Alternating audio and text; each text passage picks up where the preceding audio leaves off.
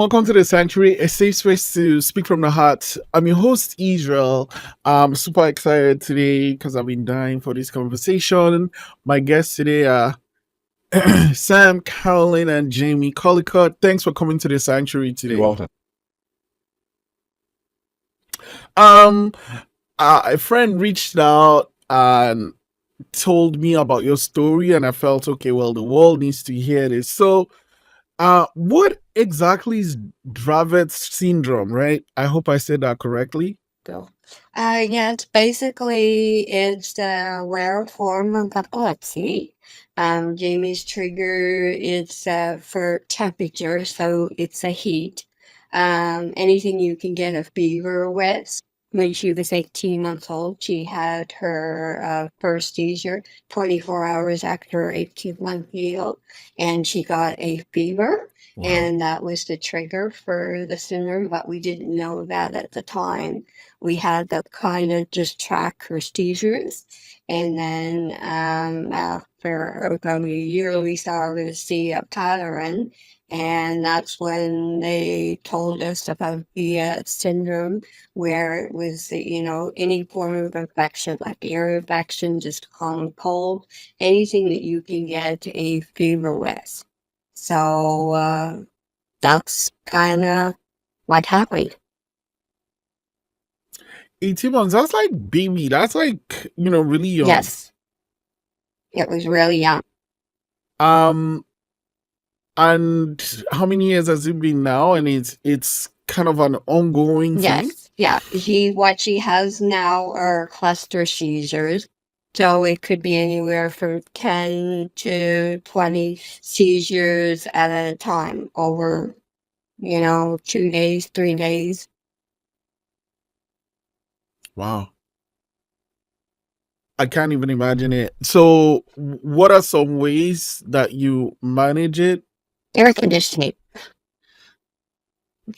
We got air conditioning in the car.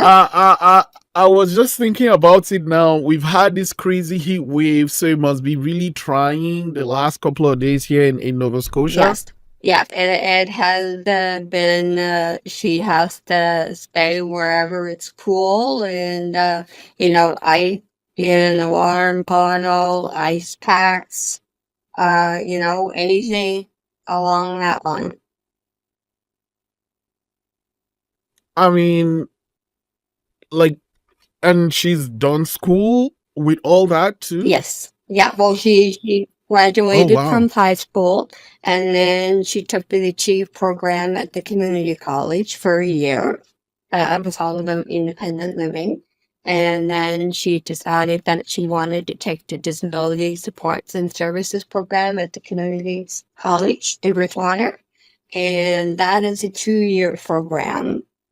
But with her getting sick and stuff, we decided that it would be better if she took it over 4 years instead of 2 years. And so in September will be her last year, and she'll be graduating in 2025. Wow, that's amazing. Jamie, what has been like the first time experience for you, and why did you decide to study disability studies? Well, I decided to do the Disability Supports and Services program because I ended up at being involved with a lot of people with disabilities all the time, especially at Brook and the Goins and all kinds of other places than that. And I really wanted to help the other people with disabilities as much as possible. And that also, and the only way I could think of helping them out as much as possible was actually when I found out when I was actually at the end of the Chief program about the Disability Supports and Services program. Wow. Yeah, I mean, you are dealing with this really, really intense, really difficult illness and then you're still thinking of giving back. That's really inspiring. I'm curious, Carolyn, um, are they like, I guess, treatments that helped over the years? Well, it took a long time for them to and us to figure out like her patterns of what her to stay away from and what temperature was supposed to go outside and stuff like that. So that all kind of helped to prevent the seizures. That was mostly what we tried to do. And then she would go on all kinds of different meds, and trying to get her on the right meds was always hard because she'd have reactions, or then all of a sudden she'd, get almost like immune to it and it wasn't working anymore and stuff like that. But over the years, we started going into the epilepsy monitoring unit at the QE2. And the first time she went in, she had the electrodes on, and they took her off her meds gradually in a controlled iron. So then they were able to finally see that the seizures for the first time. Out of all the tests, growing up over the years, she would have seizures before the test and seizures after the test, but she never had during the test. Right. So that was the one great thing about the epilepsy monitoring unit. And then she went in again, and they did a procedure called dust electrodes. And they basically do the same thing, only these dust electrodes go right into your scalp and brain, and they do 6 to 10 holes at a time. So they put them all over her head for the first time until they could kind of try to isolate where the seizures are coming from. So eventually they discovered that they're on the left side of the brain. So then during the next summer, she went back in because they wanted to to find the onset point, because that could determine what kind of meds, whether she's a candidate for surgery or not, if they find the onset point. So anyway, they did this again, and they thought they came closer in the right area, but it could be just like a speck just away, and they didn't catch the onset point, but they feel like they're close. So then they decided that there was this new drug available. And so instead of going again with the death electrodes to see if they want to try this new drug, so she started it on June the 8th. So we'll see how that goes. And from there, it might be back to the epilepsy monitoring unit. It's hard to say. So. And this new medication has been better the last couple of weeks? Or? It's been making her dizzy. She only takes it at bedtime, so part makes her sleepy and dizzy. So, those are the only major side effects. The next step would be she's on a bunch of different meds. So the next step is to start taking her off one med at a time, very slowly, to see whether this new drug will work better than the existing drugs that she's on. So, Wow. That's so resilient, Jamie. And it leads me to talk about Seize the Day they hike. Sam, do you want to touch on Seize the Day? Yes, what we just started a few years ago with the help of the Saltwatch Run Company in Mahone Bay. He started Seize the Day. It's a 3K run and a 5K walk, and we were raising money for the Epilepsy Association, and I think it was somewhere in the range of about $1,200 to $1,500 the first year. We're probably on par for that same amount that we raised in early June this year. And it was such a success. Again, to continue that on for the foreseeable future, and raising money and awareness for the Epilepsy Association. We probably had about 70, 80 people sign up for the run and walk, but we get entertainment, we get food. Slosh even made a purple beer, and proceeds that Oh wow. we're going towards the Epilepsy Association as well. Um, how did the partnership with Soulbox happen? Well, I've been involved in the running group down there every Thursday night since 2018, and you become almost like a family, and because they've been running together so long, and then so they got to know Jamie and the struggles that Jamie goes through, and we're talking about how we can raise some money for it. And in the past, I've been to many raid events that are held to raise money for various charities, and then we decided to try this. And I was expecting the first year we might get 40 people, but we ended up getting about 80 people, and so it started off very well, and it went so well again this year that we are wanting to continue it. Amazing. How did you get into running? I've been running for decades and decades. I've been running since high school, and politics for a few years here and there, but generally been running most of my life. And then when I started getting back to running and started running with the Saltbox running group, I was still am the old man of the running group, and so it pushes me hard to keep up with the younger ones there, and so it's getting faster and building up endurance, and then that's what led me to where I'm have been training and going to run my first marathon. Amazing. Let's talk about the marathon too.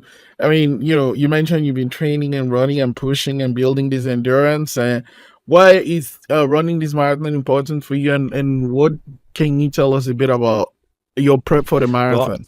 Well, I've been where I've been running for so long. Pretty much I've done hundreds of 5Ks and 10Ks. I've done about a half a dozen half marathons, and a marathon is 3.2 kilometers, and it's quite a challenge. For me, it's going to be somewhere between 4.5 and 5 hours of running, and so it's been a goal on mine probably for about 10, 12 years or more. I tried about 10 years ago, but life got in the way, and I wasn't able to put in the proper amount of training, so I didn't continue. And since running with the running group, I've been getting faster, more endurance, and in better physical condition. So I started increasing my distance last year, and in preparation for this year's training. And what I'm using is a training program developed by Dylan Stanton, and it's a 19-week training program. And so what I did is I just I knew when my marathon date is, which is July 21st, and so I just my 19 weeks prior to that, and my starting date was somewhere in the middle of March. So I started my my training program there back in the snow, and what that does is it starts a lot slow, and gets you to the point over the 18 weeks training, because your 19th week is your marathon, to build up your endurance and get you ready for the training program. By the time I'm finished, I've probably got about 950, 960 kilometers in training right now. I don't know. I haven't really calculated. Maybe 150, 200 hours. I don't know. Quite a few hours. Wow. Was running 5 days a week, and you started off running maybe about 30, 35 kilometers a week, and you end up running about 65 kilometers a week near the ending of the training. And so all of that hopefully gets you ready for the marathon, which is like I say, on July 21st. Yeah. Holy smokes! I'll be trying to get out this episode on the day, or at least before, right after, because I'm so lazy, and when people like yourself, say how much you push yourself, it's like the human body has a capacity to do such amazing things. So stories like that are really inspirational for me, and then stories like a family, handling. Actually, let's talk about because one time when we talked earlier, Carolyn, you mentioned that the Dravet syndrome is really rare, Yeah, right? yeah. Yeah, back when she was first diagnosed, I think there was only like 25 people diagnosed with it. I don't know what the stats are on it now, but yeah, it's really rare. Because I never even heard of it.